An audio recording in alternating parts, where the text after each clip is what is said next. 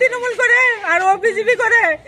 তোমার ওই আমাদের বাড়ির সামনে একটা শনি মন্দির আছে, ওইখানে 2 মিনিটও কথা কাটাকাটি হয় নাই, তার মধ্যেই ও হলো, ও রেডি ছিল এরকম বুঝালি আমার ছেলের পেটের মধ্যে ঢুকাই দিচ্ছে। আমিও গেটের সামনে ছিলাম, মানে অল্প একটু জায়গা এখান থেকে এটুকু জায়গা এইখানে এরকম করে ঢুকাই দিচ্ছে, দিয়ে বের করে আবার এইভাবে ঢুকাইতে নিচ্ছে। তখন আমি এবার সামনে গেছি, দেখে পুরের মধ্যে ঢুকাইতে পারি নাই। আপনার ছেলের নাম কি? সায়ন চক্রবর্তী। কারা এই কাজ করলো? কারা?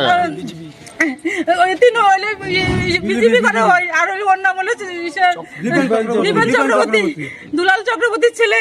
বাবার নাম হচ্ছে দুলাল চক্রবর্তী। কতজন ছিল ওরা?